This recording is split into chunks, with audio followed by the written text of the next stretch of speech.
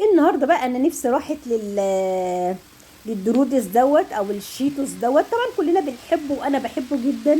فقلت بصراحه دلوقتي يعني الكيس بقى فيه حبه صغيره كده، ويعني قلت طب ما اجربه في البيت.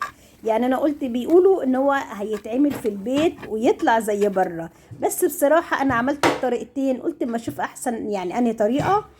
بس اتصدمت بصراحة من النتيجة. فأنا حبيت إن أنا يعني أخد معاكم التجربة دي ونعملهم سوا ونشوف النتيجة طلعت إيه، عشان يعني تنصدموا معايا.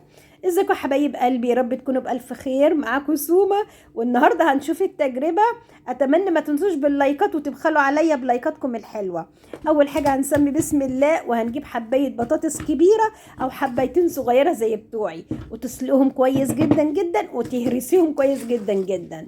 وكمان هننزل ببيضاية. دي الطريقة الأولانية اللي أنا شفتها. بعد كده نزلنا بحبة ملح، حبة فلفل أسمر، ومعلقة صغيرة من الكركم عشان تديني نفس اللون بتاع الشيتوس ده ولا الدوريتوس ده.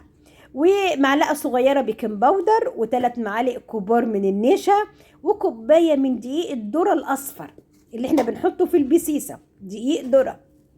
هي دي كانت المكونات بتاعتنا. وبدأت ان انا اعجن بايديا، بس طبعا الطبق كان ضيق فانا نقلته في طبق اوسع. وهبدأ اعجن، حطيت معلقة هي مقدار معلقة مية بس عشان العجينة تتلم معايا، هي عاملة زي العجينة يعني. رحت حاطة معلقة كمان تانية، وبدأت اعجن بردك فيها لحد ما بقت ما بتلزقش في ايديا، هي واتكونت فعلا زي العجينة. بدأت ان انا اجيب بقى القمع بتاعي واحطه في كوباية كده، وافضل المقدار عشان يبقى هي كده جاهزة، لان انا احمرها في الزيت عشان يبقى جاهز معايا. بس الطريقة دي بتتساب في الفريزر بتاع نص ساعة الاول قبل ما نحمرها. في النص ساعة دي بقى انا هعمل الطريقة التانية. الطريقة التانية اللي انا شفتها برضك عبارة عن هتجيبي حباية بطاطس كبيرة، او زي انا ما عندي كده حطيت حبايتين صغيرين. بس الطريقه الاولانيه بقى الهراسه كانت تعبتني قوي يعني، فانا قلت اما اعملها في المصفى احسن، على اساس ان في المصفى يعني هتديها لك انعم واحسن واسرع. وفعلا لقيتها فعلا كانت اسرع واتعملت معايا اسرع من التانية. وبدات ان انا يعني على المصفى دي اخرامها واسعه شويه كده، بدات ان انا افركها بالشكل ده عشان انزلها ناعمه جدا ما فيهاش اي تكتلات، لحد ما بقت معايا بالشكل دوت. هبدأ أنزل بمعلقتين من الجبنة المبشورة، أي نوع جبنة، ونزلت بشوية من البابريكا، ونزلت كمان بشوية فلفل أسمر، ونزلت كمان بشوية من الثوم البودر، وكمان نزلت بحبة من الكركم. نحط حبة كمان عشان يديني اللون الأصفر، وحبة من الملح أهو. بعد انا ما خلصت كده بقى هنزل ب3 معالق من النشا اهو، 1 2 3 معالق، لا 4 معالق من النشا. نزلت ب4 معالق من النشا، وبدأت اقلبهم بردك عشان يعملوا معايا عجينة. بس انا هنا يعني حطيت بردك بتاع حتة صغنونة كده من الزبدة، بس مش عارفة هي ما اتصورتش ليه، حتة صغيرة على حسب ما شفت الطريقة يعني. وانا بعجن لقيتها عايزة معلقة نشا تاني، نزلت لها معلقة نشا تاني، وبدأت بردك اكورها لحد ما بقت بصوا عجينة بردك ما بتلزقش. احط شوية نشا على الترابيزة وشوية نشا من على الوش، وهبدأ افرد العجينة بتاعتي. فبصراحة هي الطريقة دي كانت اسهل من الطريقة التانية، انك تحطيها في القمع بقى وتسيبيها في الفريزر والكلام الفاضي ده. لا دي على طول هنقطعها دلوقتي وهنحمرها في ساعتها يعني.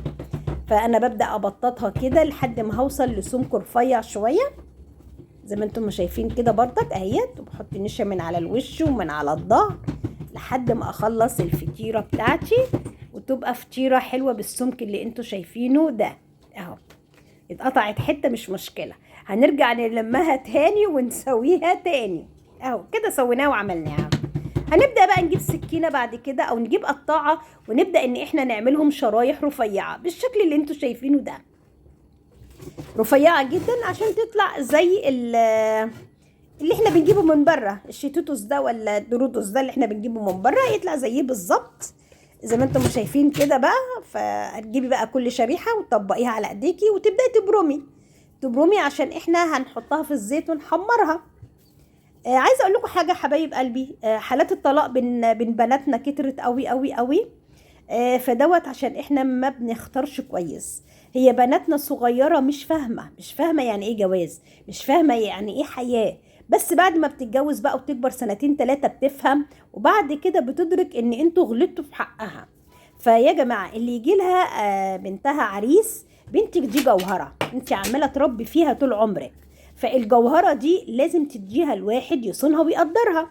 فمش اي حد يجيلك يلا هو عريس والسلام، يلا اهو دل حيطة ولا يعني دل راجل ولا لا يا اختي، خليها عندك في الحيطة احسن.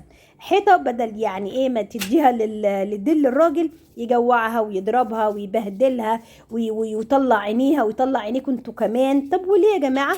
فاحسنوا الاختيار، ولما يجي لكم ابن الحلال اللي يقدرها اديها له. وما تقوليش لا اصلها هتعنس، اصلها كبرت، اصلها لا، سيبوا اصلها دي على جنب، سيبوها لما يجي لها ابن الحلال الكويس اللي يصونها ويراعيها. بدل حالات الطلاق اللي كترت دي بصراحة بقت كتير قوي قوي قوي. وده عدم اختيار من الاهل، لان البنات صغيرة مش فاهمة، لكن اللي بيفهم بيبقى الام والاب الكبار. فيا ريت انك انتوا يعني ما تتسرعوش وتدوهم للناس اللي ايه يعني يقدروهم. اكتبوا لي في الكومنتات وقولوا لي هل انا عندي حق في الكلام دوت ولا لا. بعد كده هنجيب طبعا الصوابع الشروتوتوز اللي احنا قورناها دي وعملناها كده. اللي الزيت بتاعنا يا دوبك هيكون سخن بسيط، هتبداي تنزلي بيه وتحمري. وانا كمان حمرت الكميه التانية. تعالوا بقى ما نشوف الصدمه والمفاجاه. النوع الاولاني كان وحش قوي قوي قوي، اللي هو كان فيه البيضه والدقيق الذره، كان وحش جدا جدا. الطريقه التانية بقى اللي هي كانت بالنشا بس، هي تعتبر هي مقرمشه وكل حاجه، والطريقه الاولانيه برضه كانت مقرمشه، بس طعمها كان وحش جدا. الطريقه التانية بقى يعني هي تعتبر قريبه بس مش زيه، لا. انا بحس برضك ان انا باكل بطاطس، بس البطاطس مقرمشه. بصراحه يعني انا انصدمت ان هم خدعونا وقالوا لنا ان زيه. فانا مش عارفه يعني بصراحه، لا، فانصحكم ما تعملهوش. ودي كانت تجربتي النهارده، وقلت ان انا اشارككم التجربه. ما تنسونوش باللايك حبايب قلبي، وما تبخلوش عليا باللايكات والكومنتات. ودي كان الصدمه بتاعت النهارده.